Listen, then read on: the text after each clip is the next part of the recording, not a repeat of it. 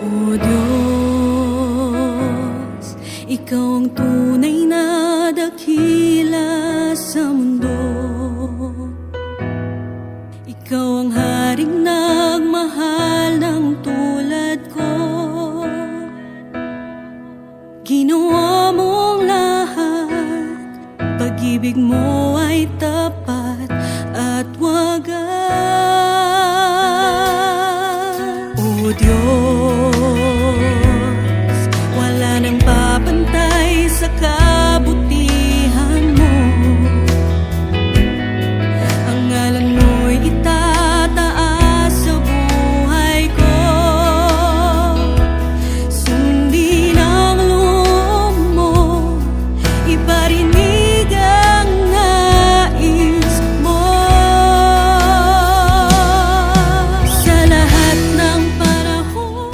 Hello po, magandang umaga sa ating pong lahat. Muli ay tayo ay naririto po sa ating programang Letter from a Lover. So, kumusta po kayo mga kaibigan? Dalangin ko po na kayo po ay lahat ay nasa mabuting kalagayan. Ngayon po ay Baguio Nando. Salamat po, ang mga anak niya ay laging may spare po sa mga kalamidad. Salamat po sa Lord. So, my message for today is entitled, Before They Call, I Will Answer. Bago sila tumawag, sasagot ako. Taken from the book of Isaiah, chapter 65, verse 24. Ganito po ang sinasabi ng New Living Translation.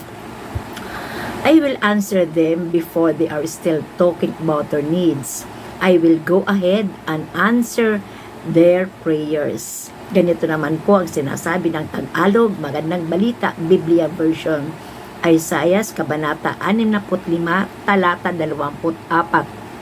Ang dalangin nila kahit hindi pa tapos ay aking diringgin at ibibigay ko ang kanilang hinihiling. Wow, praise the Lord. Ang ganda-ganda po ng pangako ng Lord sa atin. So, lagi po pinagpapala ng Diyos ang kanyang salita. Tayo po manalangin, Lord. Salamat po sa pasama niyo po, Panginoon, sa amin. Minsan pa po ngayong hapon, patuloy ka namin pinapasalamatan. Salamat po, O Diyos. Ito po aming samot manalangin sa pangalan ni Jesus. Amen. Glory to Jesus. Glory to God.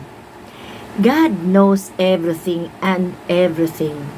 Ang mensahe ngayon umaga ay nagpapaywatig na ang Diyos ay lubos na maalam at malapit sa kanyang nilikha.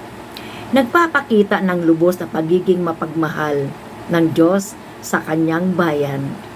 Pinapakita nito na alam niya ang kanilang mga pangangailangan bago pa man ito ipahayag o sabihin natin at hindi pa natin natatapos ang ating mga hiling at hindi pa natin lahat nasasabi ang ating mga kahilingan sa Lord, mga panalangin natin sa Lord. Sabi niya, pangako niya ay tutugunin niya tayo. God provides His people in advance with blessings and answers, being prepared before they are requested. Totoo po yun. Bago pa tayo mag-request kay Lord, may advance na siyang katugunan sa atin. Bago pa tayo matapos sa ating mga panalangin, may nakahanda ng tugon ang ating Panginoon. Nagbabala ka palang umalis sa inyong mga tahanan, sa ating mga tahanan, at may mga pupuntan tayo.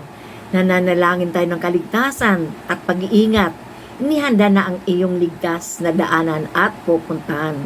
Sinisiguro ng Diyos na makakarating ka ng ligtas, payap at maayos. He prepared us a safe, sound, and alive journey. May advance party ang Diyos bago ka dumating sa pupuntahan mo.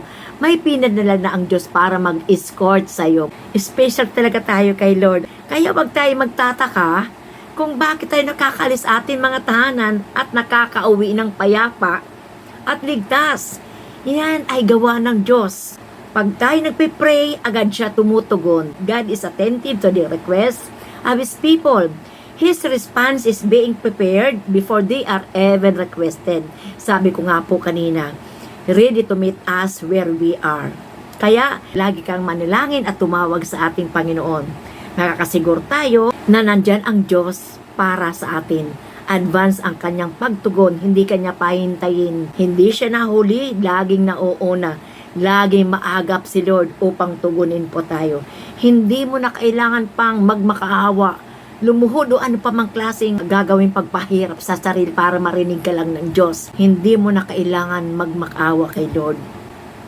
Hindi mahirap lapitan ang ating Panginoon. So let us be thankful because we have an answering God.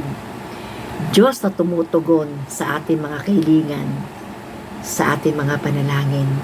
Bago po magtapos ang ating mga kahilingan sa Lord, nandiyan na kagad ang kanyang katugunan. So tayo po'y manalangin, pasalamatan po natin si Lord. O Diyos, ngayong hapon, salamat sa iyong pagtugon sa amin. Salamat sapagkat lagi po kayong nandyan upang tugunin kami.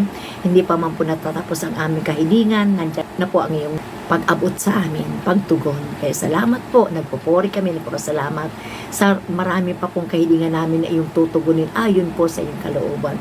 Kaya aming Ama, salamat po. Nagpupuri kami, nagpapasalamat sa oras nito. Sa pangalan ni Jesus, Amen. So glory to God. So maraming salamat po at pagpalain ating Panginoon. Shalom everyone. Bye-bye. Ibarinig ang nais